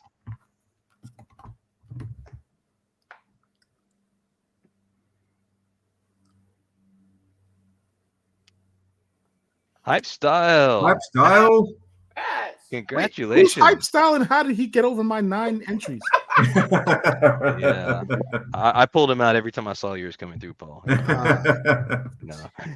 So how does Hype style get in contact with you? Same way? Yeah, Hype style. Just message me. If you're on Instagram, give me a quick follow at Stranger Comics. I'll follow you back, and send me a DM on Instagram with your email address and your mailing address, or you can email me at stranger@strangercomics.com. And that's the best kind of way to get hold of me. Is I check my Instagrams pretty quick. And for folks that's the link right there. Anytime you guys back the Kickstarter using the Comic Lords Kickstarter link, kick back to the Comic Lords. So I'll figure that out at the end of the convention to send you guys some dough. I should also you're welcome, Hype Style. That's awesome. You're welcome. I should also just quickly show, if folks have never read anything, I'll just quickly show you there are still first prints of the very first 2009 printing, first appearance of Niobe. I do actually have it here, actually, I believe. Do you have some of those on your site too? Yeah, you know what I do? That's a great point. I've got them as add-ons. Yeah. Oh, you have them as add-ons. Okay. Yeah, I've got them as add-ons. The best of 3 spins. So yeah, that's the first appearance of Niobe. I'm down with Troy's idea. Ooh, hold on, let me this here. There it is. So this was the hand of the devil symbol, holding up the stranger. And fun fact, I was a bit of a naughty boy, and I fell in love with the wrong person at the wrong time. And so I wrote a poem. I think it's International Poems Day a couple of days ago, and it read, "The hand that paints, the face that laughs, borrows sorrow from my past. Fools in red have lain to bed. Her smile, my name, our whisper." So the Untamed, the storyline was built around this poem, and this is the first appearance of Niobe 2009. So you can get that, on the campaign. If you want to order it directly from me, you can as well. Yeah. Good fan that's trying to take Hype Style stuff. And this is kind of the way we do hardcovers, guys. So if you're backing it for the first time and you want to get a binge read everything kind of reward, this is how graphic novels look. Beautiful. I really got to elevate myself and get the hardcover, man. If you can swing the hardcovers, guys, honestly, I really recommend it. We did a add-on for all 6 special edition hardcovers, which is normally $480. They're $300 for all 6 collector editions. Yeah, that's tough. Yeah, you got the J Lee reversibles right there. They look all pretty spectacular. These hardcovers. Let me see. Sebastian, are you in Cali? Where are you located out Yeah, of? I'm in Los Angeles, bro. Los Angeles. Hey, Yeah. so check this. Are you gonna be there next week? I'll be here next week. Yeah. Hey, so I'll be in Cali. I'll be in Burbank from Wednesday to Sunday. So we got to link up. Oh, okay. Bet done for sure. For sure. Yeah. Thursday. If it could be morning time, I might be off to see my son on Thursday. Yeah, so I'll be there Wednesday through Sunday. So let's link up, man. Maybe get you in the we can shoot your part for the film. Yeah, I'd love that. Yeah, Wednesday would be ideal.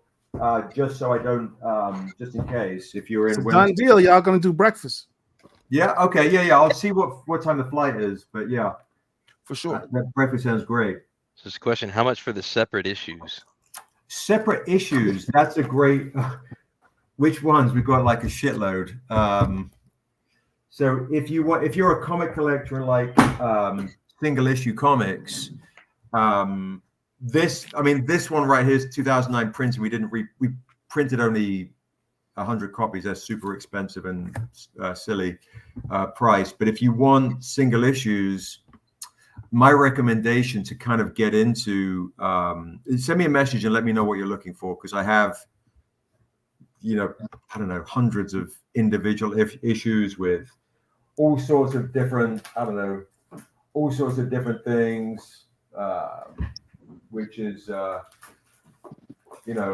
obviously we got like Blade homages, we got all sorts of crazy shit. So, and a lot of things we're running out of. So this is a really cute one too. This is the one that's going to drive Phil a little crazy because he's going to want to pick this up for me next week. Oh, that's the joint right there, man. That's joint. You real funny for that. This is the low end theory joint, and this is actually a popular one too right now. So let's talk about this real quick, since we got the internet listening to us and watching us, because I don't want you to flake on me when I see you in a couple of days. I can't wait to see you in person, Phil. Can't wait. I'm going to need all of those. I reckon, I can't trick because you did give me a box array. I'm not tripping. So Sunday, I'm gonna release the unboxing video that we did. Okay, amazing. But I'm gonna need one of the Akira books. I'm sorry, we just got. The Akira joints is not out yet. It's on the Kickstarter. That's okay. I know you got a prototype at the house, the ash can or something. So that needs to. I'm gonna need to see that at some particular point. So, Brett, are you treating me for breakfast, Phil? Is that what you're saying? I got you. I got you. But not like you're an episode of Insecure. I got you. I don't know. Hey, we won't play them games. I know. But check this out though. So it'll be dope because Chuck Patton's gonna link up with me while I'm out there. I'm gonna be out there with Sean Martinborough and be out with him. Okay. A brother I need to introduce you to if you do not know him. I say his name wrong, but Karan. Paul, you know who I'm talking about. Karan Grant. Yeah, Karan Grant. Oh, I know. He's an amazing artist. He's actually from Pittsburgh, and he moved out that way. And I just talked to him today, so hopefully I'm gonna get a chance to link up with him. I'm gonna be out there for the Afro Animation Summit Festival, et cetera. But I'm filming stuff with Sean, so that'll be a perfect chance to get you brothers in the film. That's a dude you should have working at Stranger Comics on. I know, yeah. We always talk about it. Because he's amazing. He should definitely do at least one cover of Niobe. His painted style fits amazingly. One thing also I was going to share with you guys. So you might have talked about this before, but this just also is on the campaign. So this is my mum who passed away around Christmas time, and we had. Thank you. I appreciate that. Thank you. So this campaign is in honor of her.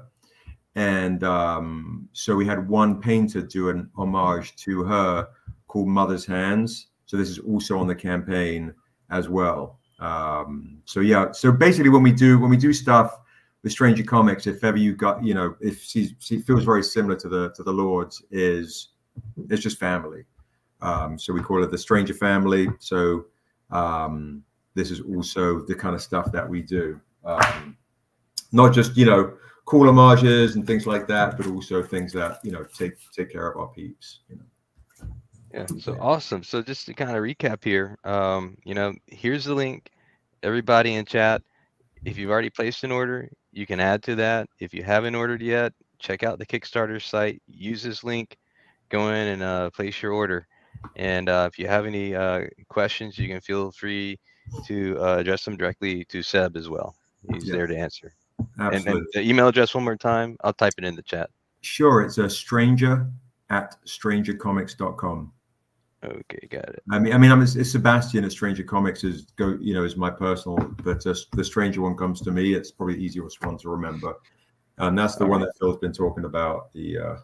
There it go. See, there it is. It's a dummy copy because it's the wrong cover inside.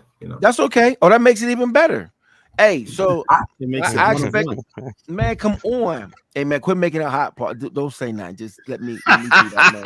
I already know where you're going with it, bro. Come on. I need that for the exhibit. Yeah, it's about $1.50. That's crazy. So this breakfast, in the spirit of Black History Month, just being a couple months ago, we're gonna work on this. I might be skinny, but I got a really big appetite. Well, whatever Waffle House could go crazy on, man, I got 10 on that. That Waffle House. But all jokes aside, man, I'm really looking forward to linking up with you, man. It's Same. been a long time coming, man, and it's just everything's working the way it's supposed to be working right now, and it's gonna be dope. I appreciate it. So I appreciate it. I appreciate you. Yeah, thank you so much for letting me come in on your guys' time on a Wednesday. I'll bow out, and for the winner, please let me know your address, your mailing address, so I can mail you stuff off. And if you've backed the Kickstarter tonight or you've upped your pledge tonight, please message me so I know what extra freebies I can ship off to you. These are limited comics. They're worth a bit of dough, so I want to make sure you get them nice and secure. So thank you very much for me. So you heard it here. One more time, I'll just make sure you all see the link, but it's already in the chat. So I click on that link, check it out, make some purchases. Thanks, Seb. Appreciate it. Thanks, guys. Have a great night. And Seb, if you ever have any extra of those Tribe Called Quest covers, you can feel free to send it to me. Okay, done. You got it. I'll hook you guys up because you have been very kind to me. So just send me some mailing addresses, and I'll get you some. I'll get you guys some things for sure. Oh, cool. That's what's up. All right. Thank you. All right, guys. Have a great night. Thanks so much. You too. Good night. Peace. Hey, I came in kind of late, but I did buy some comics today, man. So I know if maybe I could show a couple books or something. Nothing crazy. Go ahead, man. But my LCS does this yearly sale where they do like 50% off for all DC books, 30% off Marvel, 20% off CGCs, et cetera, et cetera. Wait, pause. First of all, are you talking about the LCS, the big one that I like? You won't give me the secret location for that has. Oh, no, not that one. Okay. And second of all, don't think I don't peep that icon and rocket poster behind your head, man. I appreciate that. That's dope. Oh yeah, I got that today. Hey yo, I need to know who. I know this is Black Comic Lords, but somebody needs to change the battery in their smoke detector. Oh, that's me. That's me. Earlier. I wasn't going to call you out on that in the air, Paul. But wow. But Phil did. Wow. So. I'm with that. I'm just going to mute myself. So no, don't do it. We keeping it real. This is authentic. So the only new book I bought today was this book called let me get out my face. Minor Threats, Oswald Patton. That's the dude right there. That's a good book. I copped that today. Oh yeah, I got about two or three of those. Then then there's this one. Yep, you gotta have. If you have one, you have to have the other. It's a miracle. Those are Hey, testify, man. just because. Hey, somebody did a freaking Nubia versus Storm variant. I saw that. That was bananas. Everybody was upset about that. Was that you? I don't know who that was. Only a troll would do that. Oh, So Thief of Thieves. I'm trying to get the whole run of that of Thief of Thieves. So this is actually not the this is actually the first appearance of but they mentioned Misty Knight, but not the first appearance of Misty Knight. That's afterwards, but this is when they actually mentioned her in the book. So this is like the first time they mentioned her. do you own Marvel Team Up #1? Her first appearance? Do I have a first appearance of Misty Knight? What do you mean? Marvel Team Up #1. You just insulted that man. First, I'm not entertaining. I'm not, dude. No, I'm serious. Do you have that Marvel Team Up #1? I'm just saying. I do. First of all, I do have a copy of Marvel Team Up #1. Okay. But second of all, we're gonna move on because I'm gonna get to you in a second. Because first, his name is not Little Phil.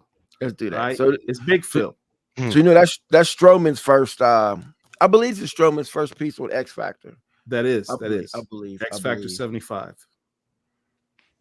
Yes, sir. I was just buying books when I grabbed that. We got a question in chat. So who on the panel here has Black Man?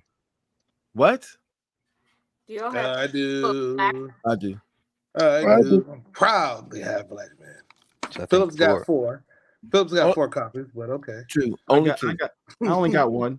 7. I got 1. So you got five on the panel with it. So let me ask you this. So do anybody know anything about this book right here? Microbots. I've seen it. No. So that particular, I think this is a slept on key. It's a one shot, and it's actually about it's a failed toy line. They came out, it didn't do well. It's like 10 years before Micronauts, 1971, and the Microbots is about the world's being destroyed by pollution, and everybody's trying to go to the mountains. But there was a black scientist and his son who the scientist is like, no, I got to stay behind and kind of see what I can do to fix this particular situation. So the main characters in the Microbots from 1971 is a black family of a black father and a black son. And he can't save the planet, so they go and he has these machines that go into like suspended animation. And then they actually decide, then they come back up years later, I guess through evolution, the planet is better and we're almost back into like a caveman state or whatever. And it's the only people that are left from modern day civilization is the black father and the black son. The black son gets killed, but the black father gets killed in an avalanche or something like that.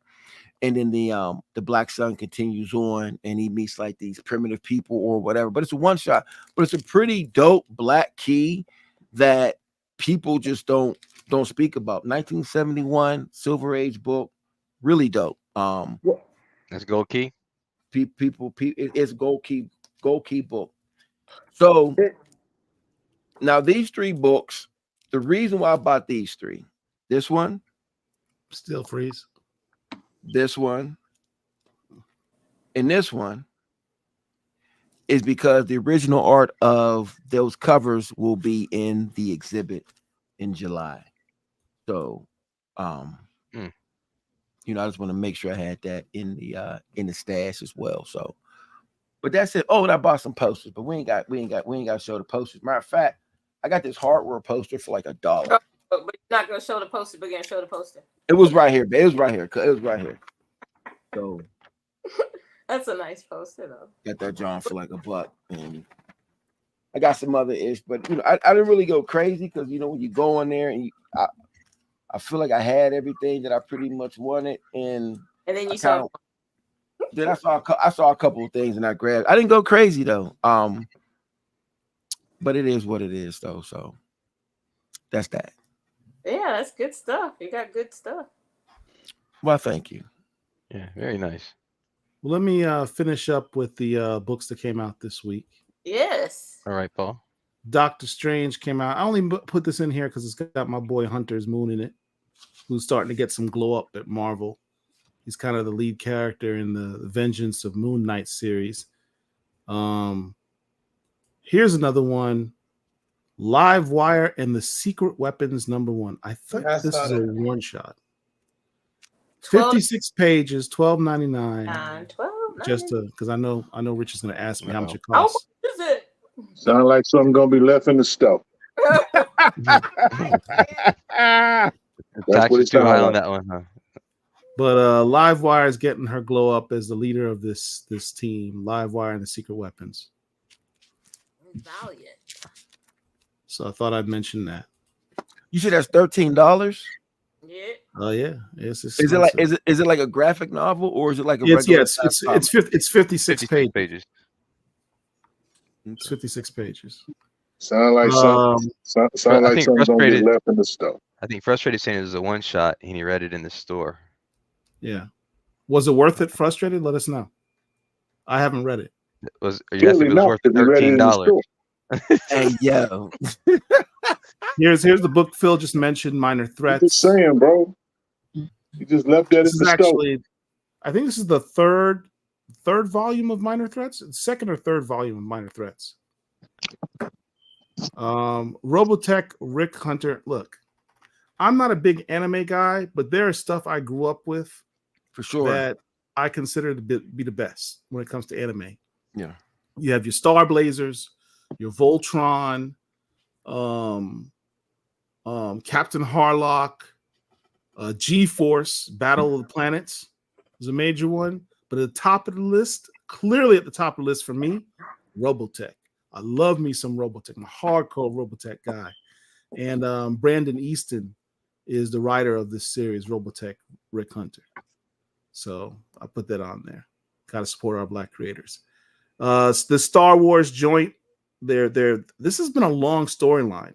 The Trial of Lando Calrissian. This is like the 6th or 7th issue of this storyline. They've really gone hard on Lando Calrissian in this current Star Wars run. I mentioned this Vengeance of Moon Knight. There's our hero, the Egyptian dude, Hunter's Moon going up against the new Moon Knight. And then finally, X-Men 33 has this Russell Dodderman trading card variant of Storm, which I thought was kind of dope. So those are our reads of the week. Nice. Very nice. Paul, question for you. What's up with them Vixen references? Which exactly ones were you referring to? Let's see. I said that she's been in all different mediums. So Vixen had a cartoon. It was a web series, actually, cartoon. But it was done in that DC animated style. You could probably just go on YouTube and probably find it. Yep. She was in the Justice League Unlimited cartoon. There's that version of her.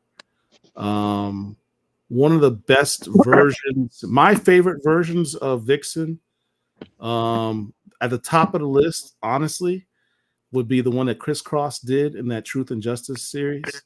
It was only like, I don't think they only had 1 or 2 issues where Vixen was in it. Him and Jeffrey Thorne. The next one would be, I loved her in the Justice League of America series, originally drawn by Eric Benez, and then or he was the writer, and then Dwayne McDuffie was also the writer on that run as well. And then there's a Suicide Squad stuff that she did, but you have to deal with some of the hairstyle. She had kind of like a Wolverine. I never really liked that. That'd be at the bottom of the list in terms of looks for Vixen. But if you're looking for, if you're thinking about doing a custom Vixen and asking my opinion as to what's the best version, check out the Truth and Justice one that Chris Cross did. That's a pretty cool version. Is it the definitive version? No, that would probably be what you see in Dwayne. What did you say, Herschel? Dwayne is kind of, for me, a little key. Dwayne McDuffie. Yeah, I think that think look so. she had. There's nobody else that's ever depicted her better than that. And Yeah, with her power. that was a pretty dope depiction. Or just Vixen, her own series, her self-titled series, which, by the way, was the first Black superheroine self-titled series that DC ever did, and that was in 2006 or 2008. Which one was it? Eight or nine, something like that. It wasn't Yeah, 6. yeah, like crazy. They didn't have a first Black superheroine self-titled comic book until the 21st century. That's Wait, hold on for 1 second. Gaming Wallace Hot said Voltron was top notch, but Robotech was a slight bore fest animation wise. Boy, you don't know what you're talking about. That can't be anything further from the truth than anything. Right. I never got into Robotech. Yeah. I was big on Voltron though. Yeah, that's okay. Cars or lions? Obviously lions, but you know, I also like the cars. You know. Yeah, them cars are whack. Voltron was pedestrian compared to Robotech. Robotech was like the first time we saw a soap opera where it just every episode you were waiting to see what was happening next.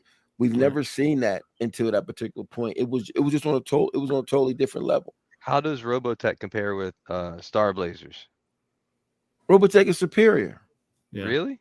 Yeah. Yeah, man. The fact that you asking that bothers me. I never watched Robotech. I have to ask. You know, if I don't know, if I never watched it, how? But I'll share. With Robotech, it's the story. The story was better than what you see anywhere else. You could argue there's lots of other anime that had better, animation. There's probably lots. But if you talk, what I loved about Robotech was the story. Story was incredible.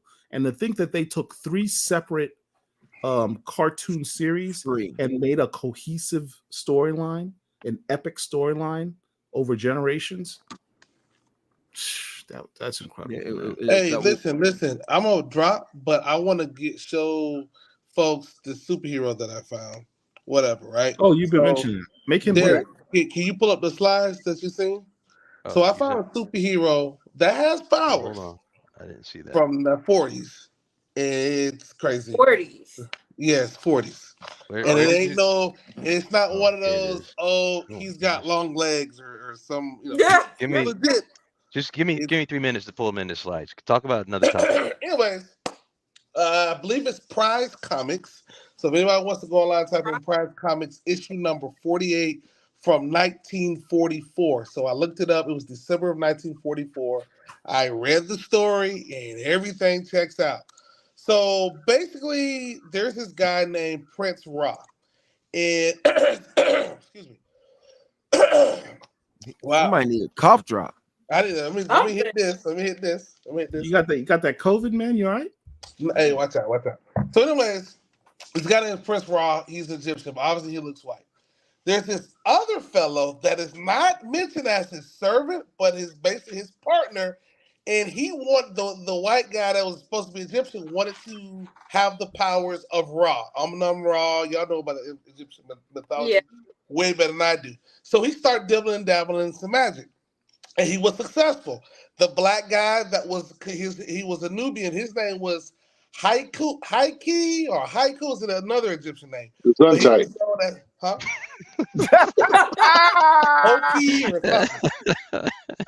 It's on the sheet. He was like, yeah, man, you doing it.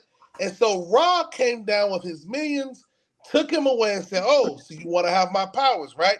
And God was like, yeah, I was dibbling and dabbling some stuff, but I'm not trying to take your seat. He said, I tell you what, you made mention to the Nubian that he was going to be your right-hand man. Y'all were going to be partners in this. I tell you what, I'll go away, but I'm going to curse you to basically be immortal. You can keep your powers, but I'm going to curse both of you to be immortal, and you can only use your magic for good. So they went for the next 4 or 5 issues, and they were superheroes. And they lived all the way from, I think it said, 1500 BC or 2500 BC up until the Nazis, because this was around the time that there was a lot of propaganda about the wartime, whatever. And the Nazis kept trying to kill them, and they couldn't because they were immortal. And so they were able to use their powers for this. I said, this is very, very interesting. Derek, were you able to? Yes, it's on the way. Just a minute. Okay. I thought that was interesting. He does come after CD, who came out a little bit before him, but he's definitely going to be added to the fray. of superheroes, especially superheroes that actually have powers, right? So I thought it was really, really cool. Never heard of him before. So this is Prize Comics. Yeah. Right here. I guess it's about as big as you can make it. And then this guy, if you actually read the story, he's called the Nubian. And they're in Africa, in Egypt. And I think the panel, can you just blow up the second picture? Because I got several pictures, but can you blow up just the second one? That's when they start dibbling and dabbling. He went into this book of magic arts and he started dibbling and dabbling into stuff. And then you go to the next one. That's when Ra, the actual god, takes him up, and then he gives him the curse. And then over to the right, you see the Nazis trying to kill him, and they can't. It's a wacky story, but it's a dope story for what it is. And the black guy wasn't jive talking or wasn't saying Hoko saying, he was speaking regular English, and they respected each other, right? He wasn't his servant. You don't get into that Lothor thing. So I thought that was very interesting for its time. So a lot of people are coming up and saying, well, he's the first black super. Well, he's the first. And we get into a lot of these qualifiers. But I'll just say that this is an early key black hero that were in a partnership. Neither one of these guys shared a title. I think it was this Prince Roth. If you keep scrolling over, it will give you the keep going. Should have been Prince Ra, and he's behind him right in there. So thought that was just dope, man. Prize Comics number, I think I said 48 from 1944. Dope book to have. 48. 48 December, and that was 1944. Just a cool comic. Now, I don't know how much this book is going for. If you can find it, we get into the 40s. You're almost talking 100 years ago. Between $100 and like $300 in the mid range. That's not bad though. That's not bad. You already know Phil looked it up. Yeah. And he is black. I know he looks a little green or whatever, but they give a big description on who he is and their partnership was equal. I love that. I tried to say, maybe it wasn't. No, it actually was. So this was cool, man. This was cool. I might actually get my hands on if you could say. And guess what else? A lot of people don't like this. It's gonna make some folks mad, or some people gonna push back. But Phil, you should know about this. Prize Comics and these comics in the 40s, these were mainstream books. Okay, these sat on the same shelves and were distributed across the country, just like Marvel and DC. You're literally looking at a different time, different dispensation. This is like the before Christ times. This is not literally, but this was at a different time. Comics moved differently. Compare before Christ, the comic book. He said BC. Man. He said Golden Age is BC. That's what I'm saying. It's old. And now if I may troll just a little bit, Oh God, Rich went hard art on that too. Listen, if I may troll just a little bit before I leave, I know we say BC stands for before Christ, and we know anything after. Choose your next words very carefully. It's about to be we know everything after July of 1966. Before T'Challa is after T'Challa. We know. I was gonna give it up. Let y'all know what it is. We know what that is around here. So it's a BC, and I'm sorry, a BT, and there's an AT, and that's what it is, man. For sure. But that's my Black History moment for this evening. I'm gonna have to bid y'all do because I gotta get packed up. As y'all know, I am in a far off land. Now I will let y'all know where I'm at. I'm gonna get out of here. I am in Tallahassee on business with my job. I did get an opportunity to go. If you're ever in Tallahassee, go to freaking Fallout Comics. Yeah, I've been there a few times. Angel, isn't this place better than probably every place in Orlando? Let's keep it a buck. This place. So we're. I know a lot of people personally. I'm not in that. Oh yeah. But listen, This Don't place, put Angel on blast like that, man. This place, unlike a lot of places who just take Golden Age and Silver Age books and throw Mylar on it and throw it on their back wall and put a big price. No, these guys do that with actual keys. Okay. And when I walked in there, I said, wow, I need to go run to the bank and get a cashier's check. Because they got some serious books in here, man. Yep. They got some serious books and there's some serious keys. Not that the stuff that you see, I ain't gonna talk in Orlando sometimes in some of these shops.